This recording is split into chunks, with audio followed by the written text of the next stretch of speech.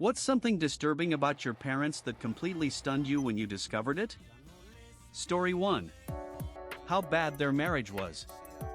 Either some parents can hide that stuff from their kids really well, or those kids have been programmed to believe in the happy marriage thing that they just don't see it. I'm still not sure what it was in my case. Story 2. Mom and Dad just had a row. Think he was caught with a prostitute while he was pissed drunk. He was a real pisshead and had pisshead friends. Mom drank at home and never went out. Mom comes into the room I'm sitting in and blurts out angrily how they weren't married and how I was illegitimate. I was 14. Was brought up to believe they were married and wasn't told any differently. Made me feel very insecure, and I felt like the foundations of my life had been shifted. Never ever did anything like that to my kids. Story 3. I found out that my mom intentionally got pregnant, with me, I'm her only child, by a homeless alcoholic man when she was 27 because she wanted a baby. She didn't care about who the father was. Then I found out that my stepdad has a history of cocaine addiction. He recovered and developed a gambling addiction, which is an issue to this day. He also had my mom helping him with fraud when they first got together.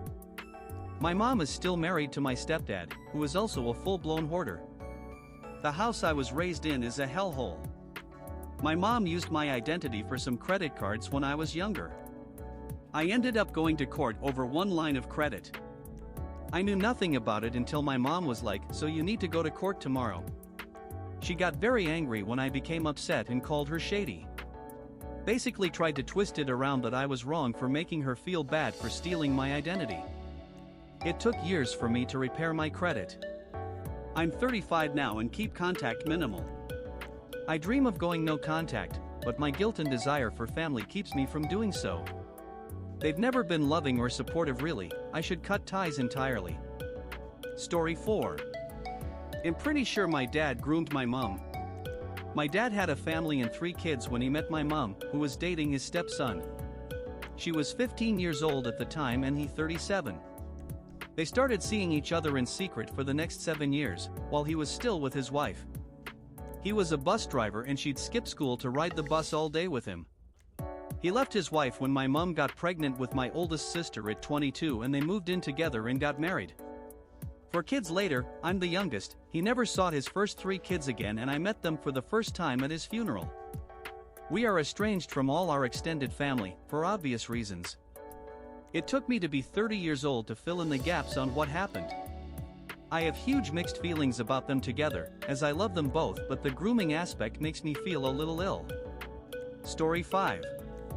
I'm my mom's anchor baby. My parents were together and married, waited a few years to have any kids. Soon as my mom was pregnant with my older brother, he became abusive. She waited until he was 2 to leave and she left him in the middle of the night, got a new apartment. Once she was settled into her new place, she found out she was pregnant with me. So she went back to him. She was prepared to be a single mom to 1 kid but not 2. Also, she wasn't a citizen. My dad refused to help her apply for citizenship until after I was born. She became a citizen when I was 7. Lots of therapy helps. My dad was abusive to her throughout our childhood. Story 6. My mother lied to the family about having terminal cancer. She told my younger sister on the day of her prom that she was dying. It then extended to the entire family. She had a history of bad lies and making stuff up. The family, however, treated it seriously, given the nature of what she said. We had a goodbye party and celebration for her. It was emotional. It was a really big day. She later said, miraculously, the cancer had vanished and the specialist was absolutely gobsmacked. We didn't believe her really, but we took her at face value. I later had a cancerous brain tumor. I went through surgery and radiotherapy, got to know the routine of how having cancer impacts everything in your life. Physio, follow-up appointments, scans, bloods, absolutely everything they can test. They do so to make sure it's contained and doesn't spread. This threw into question my former mother's own patchy testimony, what she went through, 0 follow-up appointments, no letters from oncologists, nothing to evidence this treatment. I called her out on it, and she stood her ground, not admitting it. It really hurts given what I'd been through that she could do that. What me and the family think happened is she went to get a scan or a test done for something that could have been cancer. She, as a textbook narcissist, used this for sympathy before getting any results, and the follow-up with the specialist was her saying that it was not cancerous and nothing to worry about. None of my immediate family speak to her. She's toxic and pure evil. I don't wish ill on any people, but I hope she dies alone. She doesn't deserve to emotionally manipulate anyone else ever again. Hey everyone! If you enjoyed this video, make sure to hit the like button and subscribe to my channel for more awesome content. And let the stories continue. Story 7. My mom had an affair around the time I was conceived, and I am not 100% sure who my father is, and I won't take a DNA test until they are both dead because I'm afraid of the results. My dad is dead, and regardless of the results he will always be my dad, even if he wasn't in fact my biological father. I would have no interest in reaching out to the other guy because it would be pointless and only cause heartache for me. Story 8. My mom, whom I love very much and who has a very problematic and fucked up younger sister, was also a bully to that sister. My other aunt, the eldest sister, told me that as a kid she found a recording my mom made, where she was telling the other aunt how she is worthless, how she should die, just super nasty psycho stuff that I find completely out of character. It's bizarre. Story 9. They had a child 2 years before I was born. Mom was a high school sophomore, dad a junior. She was given up for adoption. 2 years later, at mom's senior prom, I was conceived. Mom and dad got married, had 2 more kids. Never, ever mentioned the firstborn. Mom told us about it on her deathbed. Mystery sister is now part of the family. Weird and abnormal, but part of the family. Story 10. Mom 14, dad 24. I found out the one and only time they shared how they met. Some witnesses were visiting. Their cool kids were trying not to be bored playing Monopoly with my brother and me. My parents were in the next room with their parents chatting, laughing, having a wholesome time. The 2 kids asked to see my room again to look at my music or probably literally anything but Monopoly. They were being snobby because I was not someone they wanted to befriend. I couldn't joke or anything with them like with my friend who was a witness. As we walked through, dad is asked to tell how he and mom met. I stop at my door to watch and listen because I had never heard this story. Turns out my dad was an electrician on a job for my grandfather. He saw my mom walking outside to go to school and they started flirting. That's as far as the story got because of the questions the other couple interjected with about her age. I went in my room and one of the kids followed me and loudly said, "Dude, they are never gonna let me come over again. Your dad is a P-do." By the standards of that time when they met, I am not sure, but yeah. Common sense standards. Which should have always been the standard. Story 11. He said some things on his deathbed while delirious that probably indicates he may have done some secret work for the government back in the day with a well-known organization.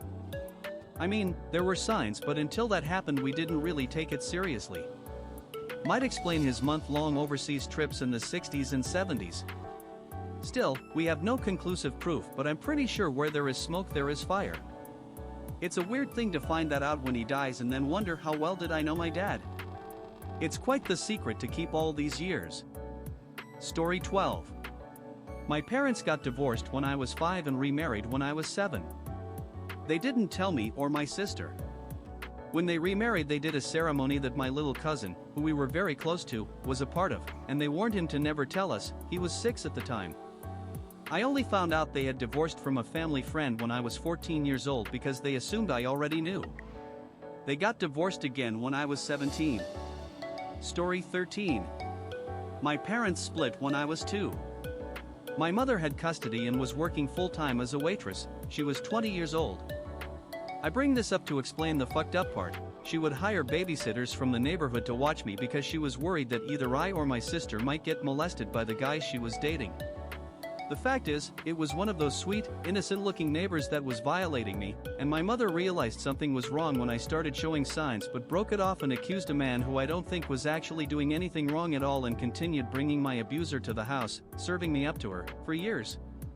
The poor guy spent 20 years as a pariah in our neighborhood and is now dead. He would be around 60 now, and I'm not sure of the circumstances of his death, but it wouldn't surprise me at all to find that he killed himself. Story 14.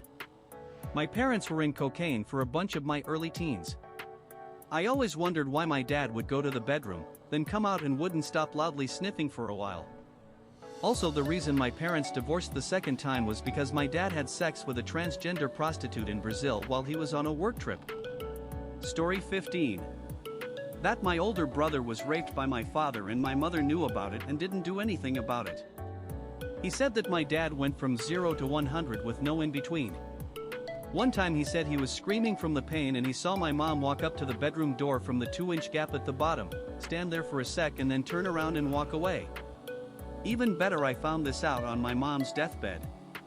Story 16. My parents divorced after my dad cheated on my mom. For my entire life she pounded it into my head that cheating is the most disgusting, horrible thing you could do to your partner and doing it makes you a bad person.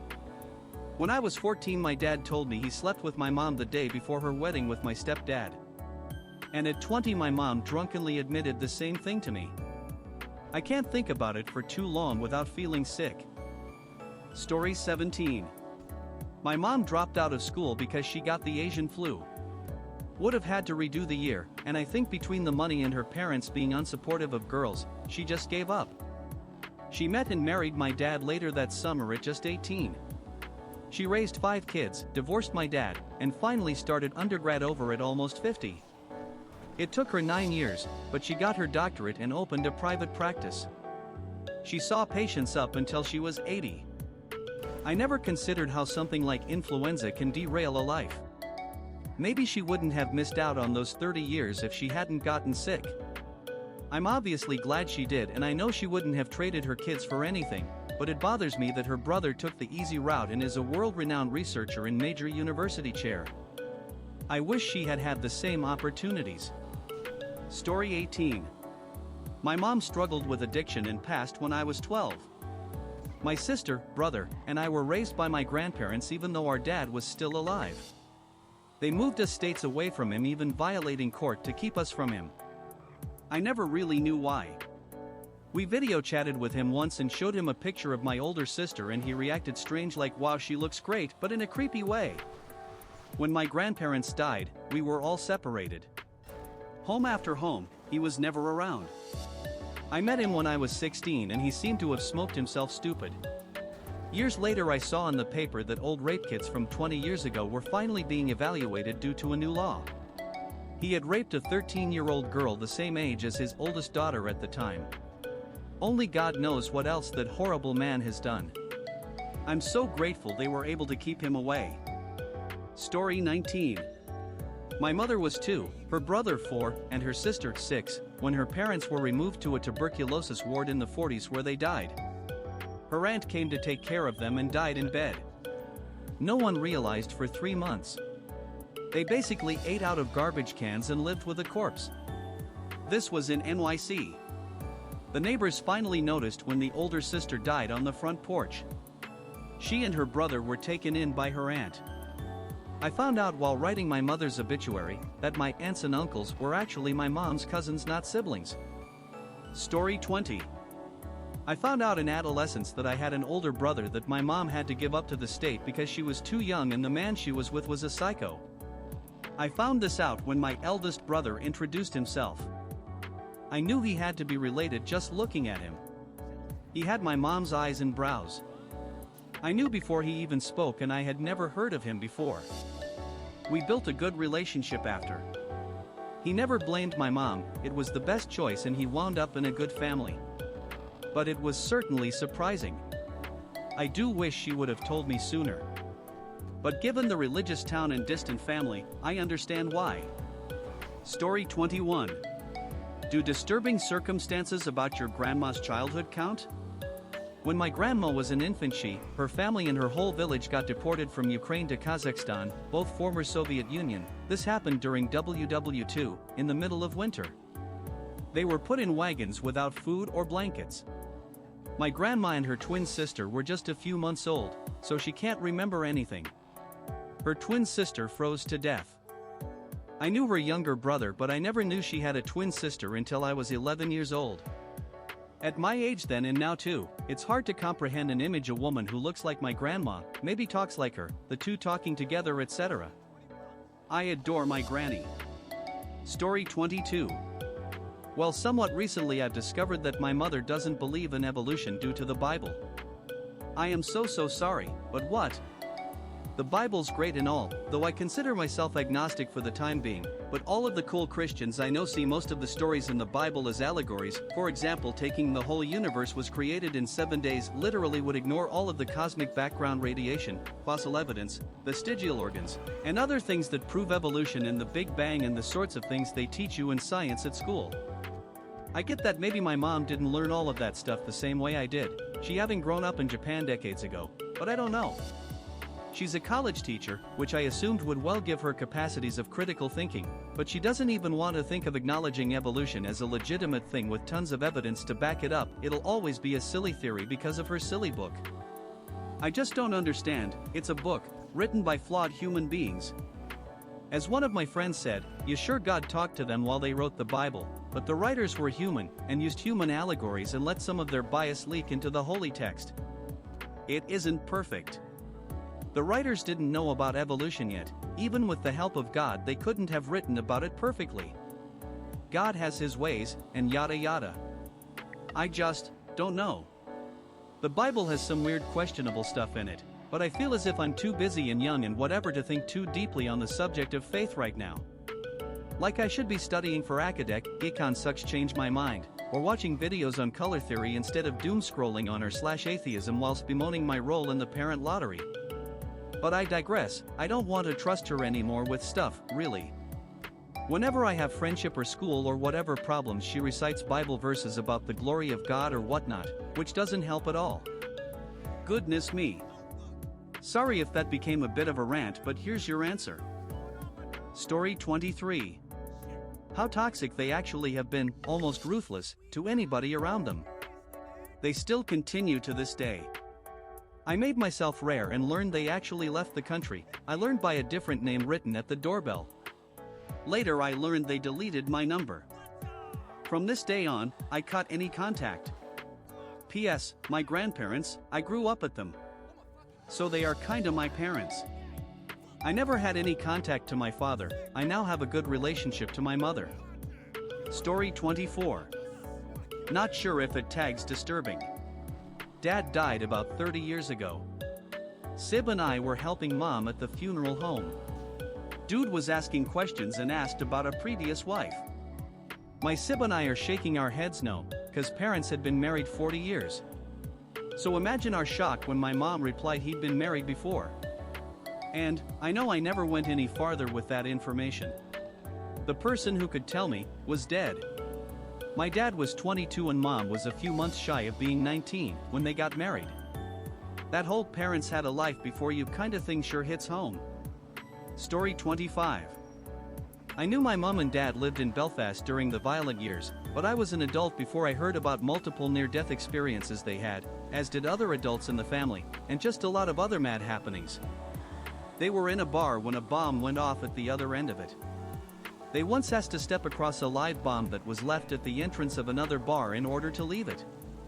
My dad was once caught in crossfire between the IRA and a British Army patrol. He saw a school friend get shot to death by the army for throwing a petrol bomb. He slept through a massive bomb attack on a political office one street over once, because he had been drinking. His brother, my uncle, was marked for death by the IRA until my dad intervened with a connected classmate of his. My grandparents once housed a guy who was on the run from the British state security for a while. Our whole family was threatened when my mother, a probation officer, had to work with an IRA man in prison. My grandfather was once driving with two of my uncles in the back, came across a gun battle, during which one of the gunmen waved to him. That was my dad's cousin. This is just what I can remember off the top of my head. They say they told us children none of it because they didn't want us to be affected by it. But to be honest, I think they, especially my dad, were traumatized.